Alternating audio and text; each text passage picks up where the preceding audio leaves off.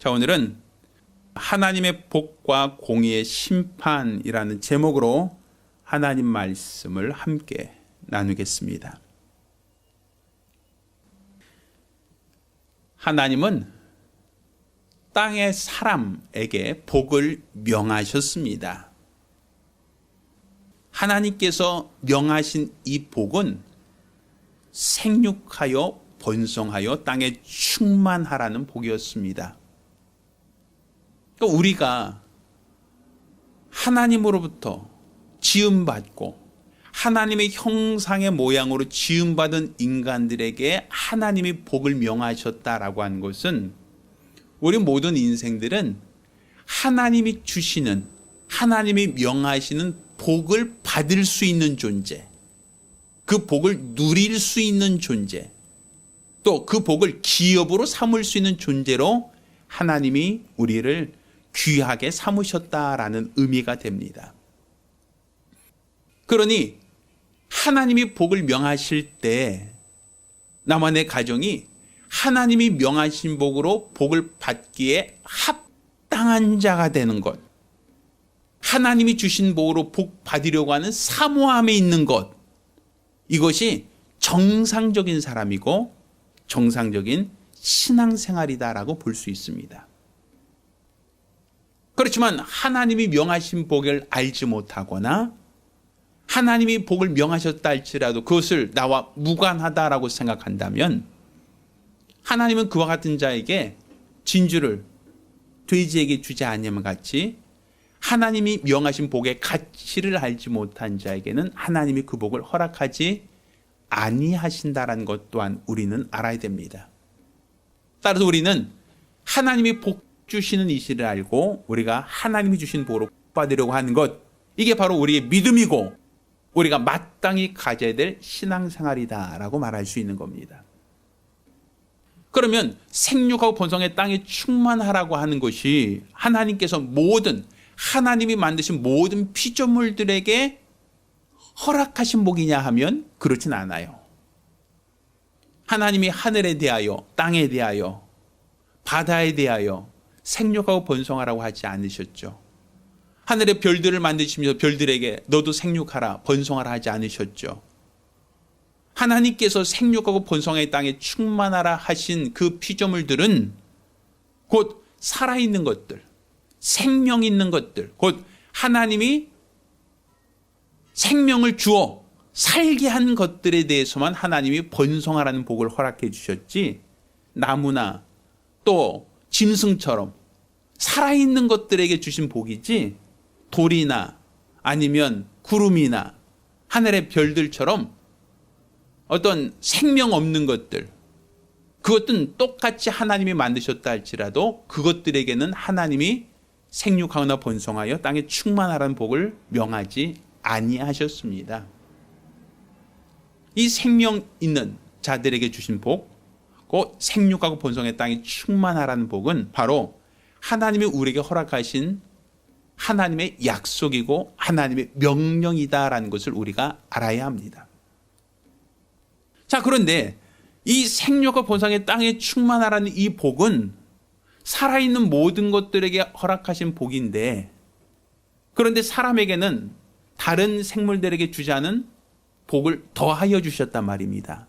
그것은 다스려라, 정복하라는 복이에요. 그것은 단지 번성하라는 것이 목적이 아니라 그 모든 것을 다스리라는 것이죠. 정복하라는 것이죠.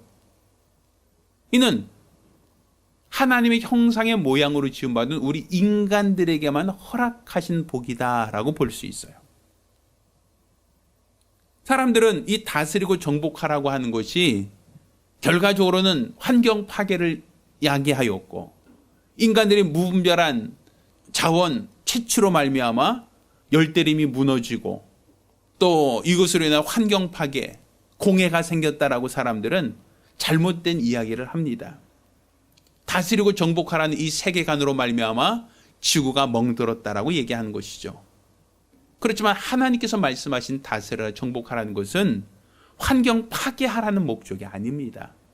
자원을 악랄하게 수탈하라는 그런 취지가 아니란 얘기죠. 하나님께서 다스려 정복하라는 것은 하나님의 형상의 모양을 가진 인간들이 그 모든 것을 다스릴 수 있는 주권이 있다라는 것을 말하는 것이고, 이것은 결과적으로 보이지 않는 하나님, 보이지 않는 하나님의 모양을 갖고 있는 자들이 이 모든 것을 다스린다라는 것은 결국 하나님께서 이 모든 것의 참 주인이시다라는 것을 우리에게 알리시는 것이고 나타내신 것이다라는 걸 우리가 알아야 됩니다. 결국은 내가 주인이 아니라 나를 만드신 이가 주인이라는 거예요. 그분이 어떤 모습이냐? 바로 우리가 그분의 형상의 모양을 갖고 있다라는 것이죠. 그러니 땅을 다스려 정복하라는 것은 단지 그것을 획득하라라는 개념이 아니고 그것을 파괴하라는 개념이 아니라 그 모든 것들의 주인 노릇하라는 거예요. 마치 주인이 포도원을 만들고 품꾼들에게 그 포도원을 맡기고 왔을 때 그 포도원을 관리하는 품꾼들의 역할이 주인은 잠깐 타지에 갔다 할지라도 주인의 명령을 받아서 주인을 대신하여 그 포도원을 관리하고 가꾸고 돌보는 것처럼 바로 하나님께서 우리 인간들을 하나님의 형상의 모양으로 만드신 것은 바로 하나님이 참 주인이시다라는 것을 나타내고자 하셨다라는 것이죠. 따라서 우리는 하나님의 사자로서, 하나님의 사신으로서, 대리자로서 하나님을 나타내는 자, 왕의 명령을 수행하는 자가 되어야 한단 말입니다. 이렇게 하나님을 대신하여 왕의 명령을 수행하는 것이 바로 우리에게 무엇이다? 복이다라는 거죠. 자, 그런데 하나님이 왜 인간을 만드실 때 다른 모든 피조물들은 각각 그 종류대로 만드셨지만 왜 인간은 굳이 하나님의 모양으로 만드셨는가? 또 인간은 특별히 하나님이 극구에 생기를 불어넣어 생명이 되게 하셨다라고 기록하고 있거든요. 왜 인간들에게만 특별히 하나님이 생명을 불어넣어서 영적인 존재가 되게 하셨는가? 또 하나님이 만드신 수많은 피조물들 중에서 왜 굳이 인간에게만 하나님이 다스려라 땅을 정복하라는 복을 더하여 주셨는가? 하나님이 이렇게 인간에게 더 특별히 생육하고 번성하라고 하신 목적, 또한 땅을 다스리고 정복하라고 하시는 그 복을 더하신 목적이 무엇인가? 이것은 하나님께서 만드신 피조물들 중에 하늘 사자로 만드신 피조물, 곧 천사들에 대한 하나님의 뜻이 있었기 때문이다라고 볼 수 있는 거예요. 물론 창세기 1장부터 마지막 장까지 보면 하나님의 창조 기사 중에 하나님이 천사를 창조했다라는 기록은 없어요. 그렇지만 성경은 분명 천사에 대하여 하나님처럼 자존자라고 표현할 수도 없단 말이에요. 조금 전에 우리가 읽었던 히브리서 말씀 보면 천사들에서 얘기합니다. 그는 그의 천사를 바람으로 사역자들을 불꽃으로 삼으셨다라고 얘기하죠. 또 천사들을 하나님께서 뭐라고 얘기합니까? 10절을 보면 태초에 주께서 땅에 기초를 주시며 하늘도 주의 손으로 만드셨다라고 할 때 그 모든 것들은 변한다, 영원하지 않다라고 얘기하셨죠. 그러면서 천사에 대해서 얘기합니다.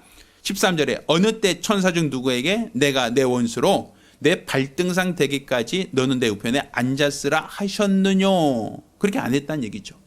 그리고 14절에 모든 천사들을 어떤 영으로? 부리는 영으로서 구원 얻을 후사들을 위하여 섬기라고 보내심이 아니뇨라고 기록하고 있어요.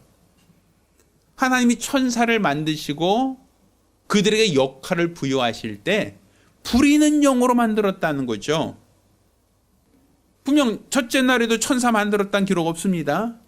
둘째 날도 마찬가지예요. 셋째 날, 넷째 날, 여섯째 날까지 하나님이 세상을 창조하실 때에 하나님이 천사들에게 천사야 있으라 하시고 천사들에게 부리는 영으로서 넌 이렇게 하라고 명하신 적이 없어요. 그러니 이 천사들은 우리가 기록한 창세기 1장 그 이전에 만들었다고 볼 수 있는 거예요. 그런데 창세기 1장 그 이전에 하나님이 부리는 영으로 만들었던 이 천사, 그 천사들을 우리는 헬라어로 엥겔로스라고 합니다. 뭐 엥겔로스에서 나온 파생된 단어가 엔젤이라는 단어죠. 천사라는 것은 사자라는 거예요. 사자. 하나님이 대신 보낸 사자. 하나님이 하나님을 대신하여 보낸 전달자, 이런 의미가 있어요. 그런데 이 천사는 하늘 사자라고 얘기한다면 인간은 이 땅의 사자라고 얘기할 수 있는 거예요. 왜? 하나님의 형상의 모양으로 만들었고 또 하나님께서 그들을 통해서 다스려라 정복하라는 하나님의 복을 명하셨으니 사람은 땅의 사자라고 얘기하는 거예요. 하나님이 일을 맡기신 땅의 사자. 그렇다면 천사는 어떤 하늘 사자죠. 하늘. 하나님께서 하늘을 만드시고 그 하늘에서 하나님이 부리는 영으로 만드신 하늘 사자가 바로 천사들이다라고 볼 수 있어요. 그런데 성경은 천사의 등장에 대해서 몇몇 건들이 나옵니다. 예수님께서 이 땅에 말씀이 육신을 입고 나타나신다라고 할 때 마리아에게 수태고지를 했던 자가 누구죠? 천사였죠. 가브리엘이라는 천사장이었죠. 또 아브라함에게도 아브라함이 음식을 대접했던 그 대상이 나오죠. 그래서 부지 중에 천사를 대접했느니라 이렇게 말하고 있지 않습니까? 그러니까 아브라함이 대접했던 그 대상이 누구였습니까? 천사죠. 또 소돔과 고모라를 멸하실 때 그때 그 소돔과 고모라 땅을 멸하기 전에 룻의 집에 찾아 들어갔던 이가 누구죠? 천사죠. 하나님은 그 형상이 없으셔요. 하나님은 무소부지하셔요. 그런데 아브라함에 나타났던 그 천사장의 모습은 어떤 모습이었을까요? 또 조카 롯, 소돔과 고모라를 멸하기 전에 조카 롯의 집에 찾아 들어갔던 천사는 어떤 모습이었습니까? 바람의 모습이었습니까? 불꽃의 모습이었습니까? 아니죠. 사람의 모습이었죠. 사람. 인간의 모습이었다고 볼 수 있죠. 물론 천사가 어떤 모양이냐에 따라서 성경은 바람이다, 불꽃이다라고도 얘기하지만 성경에 아브라함에게 나타났던 천사, 또 아브라함의 조카 롯에게 나타났던 천사, 혹은 다른 손자들에게 나타났던 천사, 혹은 마리아에게 수태고지했던 천사는 다 우리와 똑같은 사람의 모습으로 나타났다라고 보여진단 말이에요. 그럼 사람은 원래 하나님이 만드실 때 어떤 모습으로 만드셨다고요? 하나님의 형상의 모양이라고 했죠. 그럼 천사도 우리와 똑같은 모습이다라고 한다면 천사도 하나님께서 어떤 모습으로 만들었다는 거예요? 우리와 같은 모양새라면 하나님의 형상의 모양이라고 볼 수 있죠. 그런데 그래서 성경은 이렇게 얘기하는 거예요. 사람은 하나님의 형상의 모양을 갖고서 하나님이 사용하신 땅의 사자라고 얘기하는 거예요. 천사는 하나님께서 자기의 모양으로 만드신 하늘 사자, 하나님이 심부름꾼, 하나님이 부리는 영으로 만든 존재가 천사. 그러니까 하늘에서 하나님이 부리는 존재들이 천사, 이 땅에서 하나님이 부리는 존재들이 누구? 사람이라고 볼 수 있는 거예요. 그 모양이 하나님의 형상의 모양을 갖고 있다, 비슷하다고 볼 수 있죠. 물론 천사의 모습을 단 하나 사람의 모습으로만 국한해서 말할 수는 없지만 그렇다 할지라도 성경에 나타나는 이 천사의 어떤 사역들 중에 하나가 우리 인간의 모양으로 나타났다라고 하는 모습을 얘기하는 겁니다. 자, 그런데 하나님께서 천사들에 대해서 얘기하실 때, 천사들에 대해서 말씀하실 때 이 천사들은 하나님께서 생육하고 번성하여 땅에 충만하라는 복을 주지 않으셨다라는 거예요. 천사들은 생육 번성하지 않아요. 우리 마태복음 22장 30절 말씀을 한번 보겠습니다. 자, 마태복음 22장 30절입니다. 같이 읽습니다. 시작. 부할 때에는 장가도 아니가고 십도 아니가고 하늘에 있는 천사들과 같으니라. 이렇게 돼 있죠. 그렇죠? 그러니까 예수님께서 말씀하신 거예요.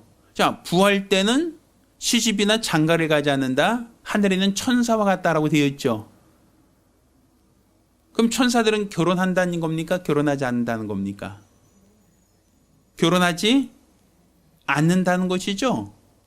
그러니까 결혼하지 않는다는 것은 생육하고 번성의 땅에 충만할 수 없죠. 그러니까 분명 하나님이 천사도 하나님이 만드신 피조물인데 천사들은 시집이나 장가를 가지 않는다는 것은 결국 그들은 결혼하지 않는다는 얘기고 결혼하지 않는다는 것은 그들은 자녀를 낳지 않는다는 거예요.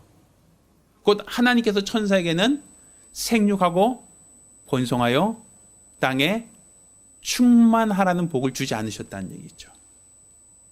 또 땅을 다스려라 정복하라 라고 하는 이 계명도 천사들에겐 주지 않으셨다는 거예요. 단지 하나님은 부리는 영으로서 구원의 자를 도우라고 보내셨다라고 되어 있지. 그러니까 돕는 영, 부리는 영으로서 만드셨을 뿐이지. 그러니까 하나님의 메신저, 하나님이 전한 것을 전달하는 전달자로서만 하나님이 사용하셨지. 그들에게 생육하고 번성하여 땅에 충만해지라거나 혹은 하늘에 충만해지라고 하거나 하늘을 다스려라, 하늘을 정복해라 이런 말씀이 전혀 없었다라는 거예요. 분명 천사도 살아있는 존재 아닙니까? 그렇죠? 그런데 살아있는 존재임에도 불구하고 하나님은 천사에게는 그렇게 생육하고 번성의 땅에 충만하라는 그런 복을 명하지 않으셨다. 복을 주지 않으셨다라는 거예요. 그들은 단지 부리는 영으로서의 역할만, 사역만을 허락해 주셨다라는 것이죠. 그러니 우리가 하나님으로도 부여받은 이 복, 생육하고 번성의 땅에 충만하라는 것과 땅을 다스려 정복하라는 이 복은 하나님께서 하나님 만드신 모든 피조물들 중에서 우리 인간에게만 허락한, 땅의 사자들에게만 허락한 하나님의 복이다라고 볼 수 있는 거예요. 그러면 하나님께서 왜 우리 인간들에게만 특별히 그 복을 명하셨느냐라는 것이죠. 하나님께서 왜 우리 인간들에게만 특별히 생육하고 번성의 땅에 충만하라 하시며 또한 하나님께서 우리 인간들에게만 땅을 다스려 정복하라는 그 복을 명하셨는가? 이것은 천사의 타락 때문이라는 얘기입니다. 하나님이 만드신 천사 중에 자기 죄를 떠나 타락한 천사가 있었다라고 성경 기록하고 있어요. 자, 그 천사는 자기 지위를 떠나서 내가 지극히 높은 자와 비길이라 함으로써 하나님 앞에 타락했다라는 거죠. 유다서 1장 6절에 보면 자기 죄를 떠나 타락한 천사에 대한 이야기가 기록되어 있어요. 그러니까 베드로후서 2장 4절에 보면 하나님께서 그 타락한 천사를 하나님께서 흑암에 가두셨다라고 기록하고 있죠. 그러니 이 천사, 곧 하나님이 부리는 영으로서 만들었음에도 불구하고 자기 죄를 떠나서 지극히 높은 자와 비길이라 했던 이 천사를 하나님이 영원한 결박으로 흑암에 가두셨습니다. 그 가두신 곳이 어디입니까? 바로 우리 인간이 만들어진 이 음부를 바로 천사가 가두어진 흑암이다라고 볼 수 있는 거예요. 그래서 창세기 1장에 보면 흑암이 깊음 위에 있고 라고 표현하고 있죠.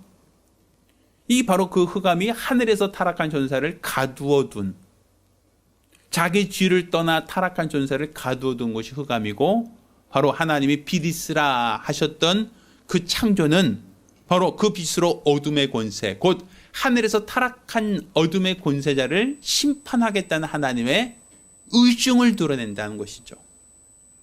그리고 하나님께서 물 가운데 무시 드러나라 하시고 씨 있는 채소가 나게 하시고 또 그 흙으로 사람을 지으시되 하나님의 형상의 모양으로 지으셨다라고 하는 것은 그 인간을 만들어 놓으신 그곳이 바로 어디다? 하늘에서 타락한 천사를 가두어 둔 곳에 인간을 만드셨다라는 거예요. 그러니 우리 인간들은 첫사람 아담이 옛뱀으로부터 유혹을 받아 시험받아서 타락했다라고 할 때 그들이 하나님께서 만들어진 세계에 어떻게 들어왔느냐는 거예요. 하나님이 허락하지 않으셨다면 그들이 어떻게 에덴에 들어와서 어떻게 하와를 유혹할 수 있었겠느냐라는 것이죠. 하나님이 허락하지 않으시면, 하나님이 그렇게 정하지 않으셨다면 그들은 인간과 접촉을 할 수 없겠죠. 마치 우리가 죄를 지는 사람들 우리 감옥에 가두죠. 감옥에 가둔다는 게 뭡니까? 우리 죄를 짓지 않는 사람과 감옥에 있는 사람을 격리한다는 얘기죠. 그래서 그들과 우리 죄 있는 사람과 죄 없는 사람을 절대로 접촉하지 못하게 하겠다는 것이 우리나라 법률 아닙니까?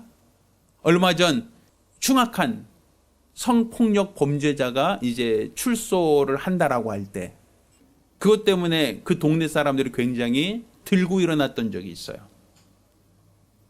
그건 어떻게 보면 그가 성범죄를 저지르고 감옥에 갇혀서 몇 년간 옥살이를 했다는 건 인정하지만 그가 이제 형기를 다 마치고 출소할 때가 되었을 때 분명 그는 죄값은 치렀죠. 그렇지만 그가 다시 감옥에서 나온다고 하니까 그가 돌아올 그 집 주변 사람들이 난리가 났어요. 어떻게 그런 사람을 다시금 풀어주느냐. 우리 애들 학교 등하교할 때 또 큰 문제가 생기면 어떡하냐라고 큰 어떠한 반발이 심했던 거 기억하십니까? 그러니까 죄인들을 죄 없는 사람과 같이 섞여 살게 하면 사람들이 굉장히 부담스러울 수밖에 없겠죠. 그래서 우리나라 법률로서 본다면 죄 있는 사람들을 감옥에 가두고 격리시키는 것을 우리는 법에서 규정하고 있는 거예요. 그러면 하나님께서 하늘에서 자기 죄를 떠난 천사를 사람이 사는 곳과 격리시켰다라고 한다면 그러면 그들은 결코 하나님의 사람들을 시험할 수가 없었겠죠. 유혹할 수 없었겠죠. 격리되어 있는 상태로 어떻게 접촉을 할 수 있겠습니까? 근데 에덴 동산에서 옛뱀이 아담, 하와를 시험하여 선악과를 먹게 하였다라고 하는 그 얘기는 접촉할 수 있게 하셨다라는 얘기고 그 얘기는 다른 말로 인간이 만들어진 이 세상이 바로 흑암이 깊음에 있던 곳, 곧 하늘에서 타락한 천사를 가두어뒀던 곳이다라고 우리는 짐작할 수 있단 말입니다. 그러니 하늘에서 타락한 천사가 갇혀있는 이 곳에서 하나님이 우리 인간을 만드실 때 하나님의 형상의 모양으로 지으셨어요. 그리고 그들에게만 하나님이 생육하고 번성의 땅에 충만하라는 복을 주시고 땅을 다스리고 정복하라는 복을 주셨어요. 그거는 여태까지 천사들에게는 허락하지 않으셨던 복이란 말이에요. 저 하늘에서 하나님으로부터 부림을 당하며 하나님이 맡기신 역할을 감당하던 천사들이지만 인간처럼 하나님이 그들에게 복을 주었던 것처럼 천사들에게는 하나님이 그 복을 허락하지 않으셨죠. 그러니 타락한 천사 입장에서 봤을 때는 그것이 부러울 수밖에 없는 거예요. 왜? 자기에게 없는 것이 인간에게는 허락됐으니까. 자기에게는 하나님이 주시지 않으신 복을 인간에게만 주셨으니까 그러니까 인간들을 하나님께서 준 그 복을 소유하고 그 복을 누리고 있는 사람들이 아무래도 타락한 천사가 봤을 때는 배 아프죠. 그들을 그냥 가만히 내버려 두기에는 너무 아쉽죠. 왜? 하늘에서 지극히 높은 자와 비기리라 했는데 이 땅에서 누가 제일 높은 자입니까? 다스려라 정복하라 했으니 다스리고 정복하는 자가 제일 높은 거 아닙니까? 그러니 그들 위에 올라가려고 한단 말이에요. 타락한 천사의 본능은 하늘에서 지극히 높은 자와 비기를 했던 것처럼 이 땅에서도 하나님이 복을 주어 생육과 번성의 땅에 충만하라 하시고 다스리라 정복하라는 이 복을 부여받은 인간이 부러우니까 천사들은 인간을 시험하고 인간을 유혹하여 지극히 높은 자와 비길이라고 할 수밖에 없는 거죠. 그래서 인간에게 천사의 시험이 있게 되고 천사의 유혹이 따르게 되는 겁니다.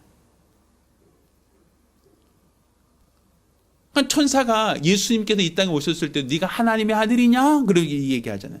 그럼 이 돌들로 떡을 만들어 봐라 하고 시험하잖아요. 네가 하나님의 아들이냐? 그럼 높은 성에서 뛰어내려 봐라 시험하잖아요. 네가 곧 하나님의 아들이냐? 그럼 나에게 경배해 봐라. 그러면 내가 천하의 영광을 너에게 주겠다라고 시험하지 않습니까? 왜? 그가 하나님의 아들이라고 하니까. 똑같죠. 우리 인간이 하나님의 형상의 모양으로 지음받은 존재로서 하나님의 복을 명하셨고 하나님이 명하신 복에는 이 모든 것을 다스려라 정복하라. 이 모든 것 위에 왕이 되라는 거예요. 모든 것 위에 주인이 되라는 거예요. 다스린 자가 되라는 거예요. 그것을 통하여 만물을 창조하신 하나님이 참 주인이심을 드러내게 하라는 거거든요. 그런데 타락한 천사는 바로 하나님이 복을 약속하시고 복을 명하신 인간을 타락시키고 실족시킴으로써 자기가 그들과 비길이라고 하고 자기가 그들 위에 군림하려고 하는 겁니다. 그럼으로써 그들이 불의가 드러나는 거예요.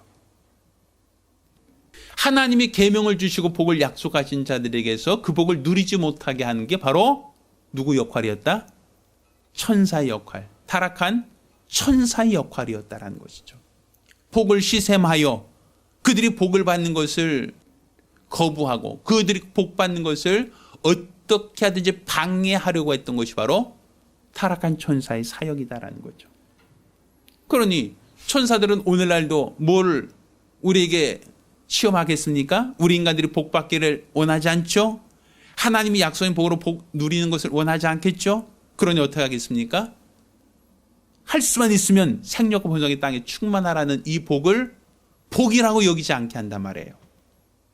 또 땅을 다스려 정복하라라고 하는 그것을 인간들이 땅을 다스리고 정복하다 보니 결국 자연이 파괴되고 환경이 파괴되고 공해와 오염으로 인해서 세상이 지구가 병들고 망가지게 되었다라고 사람들에게 그렇게 제안을 하는 거예요. 그러므로 말미암아 사람들이 생육 번성할 땅에 충만해지면 인구 폭발로 인하여 사람들이 공멸할 것이다라는 두려움을 심어주게 되고 또 자녀를 많이 낳게 되면 결국은 네가 가질 수 있는 시간과 네가 가질 수 있는 모든 것을 잃어버릴 수 있다라는 두려움을 갖게 하는 것이고 또 땅을 다스리고 정복하라라고 하는 이 말씀대로 너희가 복을 누리게 되면 결과적으로 너희는 지구가 환경 파괴가 되고 자원이 다 고갈되어지고 결국 지구는 병들어서 너희도 다 공멸한다라고 사람들에게 두려움을 심어주게 되는 것이죠. 결국 하나님이 우리 인간들에게 명하신 복을 복이라고 생각하지 않게 하고 그 복을 누리지 못하게 하는 게 누구다? 천사라는 거예요. 그러므로 우리 인간을 실족해 하고 우리 인간을 타락하게 하고 우리 인간으로 복을 누리지 못하게 하는 것, 이 모든 것이 바로 이 타락한 천사의 역할이고 사역이다라고 볼 수 있어요. 그러면 하나님은 복을 약속하여 복을 명하셨는데 그 복을 누리지 못하게 하는 자들, 그 복을 거북해 하는 자들, 그 복을 기피하게 하는 자들에 대하여 하나님은 어떻게 하시겠는가? 성경은 여자의 후손을 얘기하죠. 여자의 후손이 뭐 한다고요? 뱀의 머리를 상하게 할 것이다라고 얘기하고 있죠. 그 여자의 후손이라고 굳이 하나님이 지적하신 이유가 뭡니까? 생육하고 번성하여 땅에 충만하라는 이 말씀의 연장선으로 봐야 되는 거예요. 결국 생육하고 번성의 땅에 충만케 하라는 것이 복이고 그 복은 결국은 예수 그리스도께서 이 땅에 오실 것이다라는 거예요. 왜? 예수님 역시도 생육하고 번성의 땅에 충만하라고 하는 인간들, 그 생산을 통해서 예수가 오실 수 있다는 거죠. 그래서 아담에게서 바로 예수님이 태어나신 것이 아니라 성경에 기록되는 것을 보면 아담으로부터 시작하여 예수님의 족보가 쭉 시작되지 않습니까? 아브라함까지, 또 아브라함으로부터 시작하여 바벨론으로 유고할 때까지, 바벨론 유고할 때부터 시작하여 예수님 오실 때까지 계속 역사가 계속 진행되잖아요. 수많은 사람들이 태어나고 수많은 사람들이 자손을 낳지 않습니까? 그들을 통해 결국 예수님께서 다윗 자손으로 이 땅에 오셔서 뱀의 머리를 상하게 할 것이다라는 것은 결국 생육하고 번성하여 땅에 충만케 하라는 이 복을 끝까지 유혹으로 받은 자, 그 복을 끝까지 지키고 그 복대로 자손을 낳아서 자손을 믿음을 유산한 자들, 그를 통하여 누구를 심판하신다는 거예요? 하나님께서 타락한 천사를 심판할 계획을 세우셨다는 거죠. 그러니 생육 번성의 땅에 충만하는 것이 복이다라고 말할 수 있는 것은 그것이 바로 타락한 천사를 심판하기 위한 하나님의 공의의 결정이다라는 거예요. 하나님의 공의로우신 심판, 곧 타락한 천사를 하나님께서 정죄하고 심판하여 영원한 결박에 가두신 것만이 아니라 마지막 날 불못에 던지워서 하나님이 영원한 심판 아래 두려워하셨던 하나님의 그 창조 계획 중에는 그들을 심판하는 그 매개체가 무엇이냐? 여자의 후손이다. 곧 생육하고 번성의 땅에 충만하라는 이 복의 열매가 바로 마귀를 심판하고 마귀를 정죄하고 마귀를 영원한 결박에 가두는 그 공의의 잣대가 된다는 것이에요. 그러니 우리가 하나님으로부터 약속받은 이 복은 우리에게는 하나님께서 주신 복이지만 이 복은 바로 마귀를 멸하려고 하는 하나님의 계획, 하나님의 창조의 원리 중에 하나다라고 볼 수 있는 겁니다.